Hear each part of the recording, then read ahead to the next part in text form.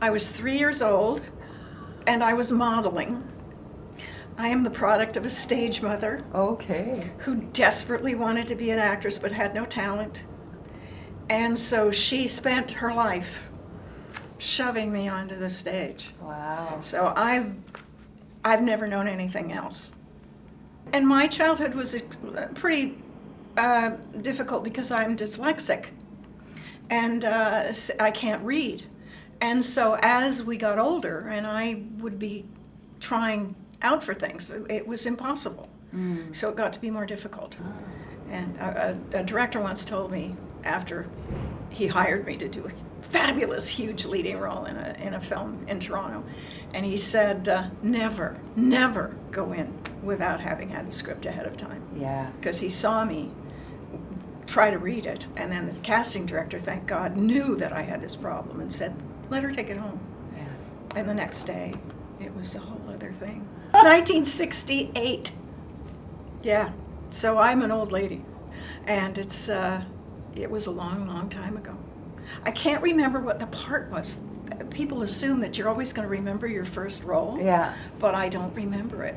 Right. I just remember that it was after the centennial, and I had just got married. Were you here in Vancouver or No, were I you was in in Toronto? Toronto. Okay, so you started out in Toronto. My career, a huge part of my career was in Toronto. I remember when I was, I guess I was, I don't know, about 20. So I went to a woman called Portia White, who was a national treasure.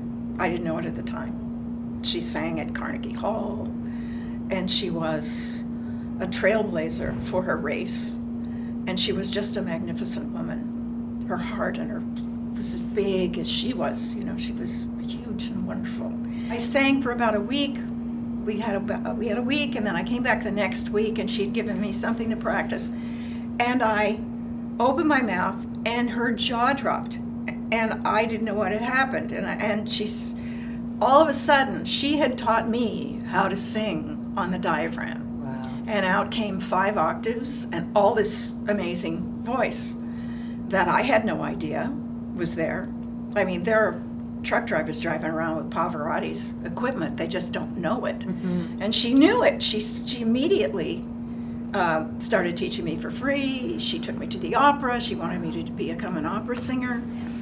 But the idea that someone sees you, that someone actually sees you and sees that you have a gift and is willing to invest their energy and their time in that gift, suddenly shifts everything inside of you. Suddenly you feel, I might be able to do this. Being a woman in this business is difficult, but it's also coming around. We're coming around. I think we're coming into our own. There are more and more women who are in power positions. There are more and more women writing for women. There are more and more exciting roles. I can remember auditioning for a series, which I eventually got, but I was walking down the hallway and I heard the producer and the director talking about my audition that I had just done. And the producer said, yeah, she's good, but she's just not pretty enough. And that just, of course, goes right into your soul. Like it's somehow an important thing. Yeah.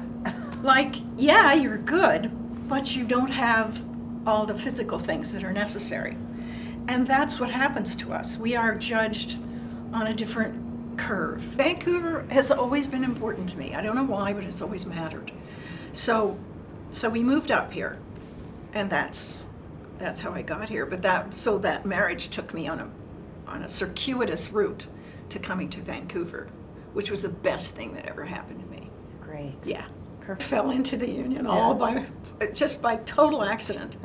Coming up here and moving here the first year, and I thought, well, I'm an actor, and I should at least go to the union meeting one of these days. I'd never been to anyone, so I thought, okay, I'll go to this general meeting that they're having. It was ACTRA, and they wanted to get a counsel, but nobody'd volunteered. So there was nobody there. Nobody, there was no one. Yeah. So they said, does anybody in the audience want to run for council? And I said, okay. And I got on the actor council. Yeah. And so I was there for about, I guess, a couple of years. And then we realized that being able to make our business work here, because the business was really starting to take off and we were really starting to do well. But our money all went to Toronto. And then it took forever to get back here. It took us 6 months to get a fax machine, so that we weren't able to really function as an independent entity to assist the actors here. So we thought that we would make it, become a different franchise of ACTRA. Yeah. And slowly, over the years, we've been able to come together, and it's worked out really well. I'm very proud, and I'll say it over and over again, I'm very proud that my union number, my UBCP number is 4. Awesome. So I'm real proud of that. I mean, for me, the work is the work. I love the work, and whatever is, I love the immediacy of theater, but I also love the feeling of being so close and creating something that's so intimate on film, where you're just with another person totally. It's wonderful. A wonderful part, which was probably the most rewarding in actual terms rewarding, was Da Vinci's Inquest that I did. And I went, and it started, this woman who's been really beaten up and in really bad shape. And I went in to the audition, and it was really nice. We got it right away. And Chris Haddock writes for that, produced and writes the show. And so I did my 2 days, which were, one was a fight scene, and then one was a scene that showed that I had been beaten up and what have you. And then I get a call that said, Chris has been wanting to write another scene for you. I thought, well, first it was, there's another scene.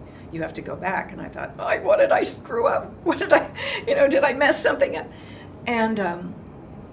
And so the script girl said, no, he's been desperately trying to find out where he can put you and add to your part. So he wrote me this scene. Over my fax machine came this actor-proof, magnificent scene of a woman who's fighting for her son. A monologue that was to die for. It was just beautiful. And so I read it 3 or 4 times and sobbed and cried and got through all of that. And then we went and we did it. And it was probably one of the most thrilling experiences. And then a few months later, I heard that I'd been nominated for a Leo for this, which was just beyond my imagination.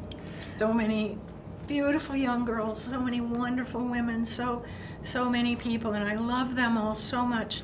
And this is advice for me too, because the point is, this is a business, and you cannot take it personally. That when you go in there and you open your veins and you bleed all over the floor and you let them see exactly who you are, and you're so vulnerable, and they say no, they are not rejecting you, your soul, your spirit, your personal beauty. It has nothing to do with us. So the thing is to keep your heart safe and pure, and think of the audition as an opportunity to do your work and to grow and to learn and become better at what we do. Streamlining is a technique that I've invented, which is for actors, which essentially creates a photographic memory. So that after 3 readings of a script, of a scene, you have it so indelibly inside of you that nothing can knock you off. Any kind of direction, any kind of change the actor does, you are just so solidly with the text that there's never a problem anymore. Just trust in yourself. I gotta find you. and this is a very noble profession. It involves your heart and your soul and all your creativity. It also involves technique, but also just living. My God, that's our job. That's what we do. You know, we live every minute. And the minute you lose one, I had cancer when I was 21 years old and was told I wasn't going to live 6 years. Every second of my life matters.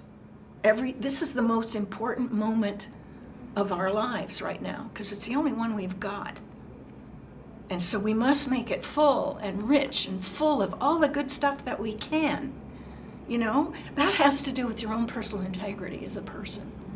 Everything is valuable, every moment is valuable, every moment matters. And if you fill it with love and honesty and trust, I mean, what more fulfillment do you need?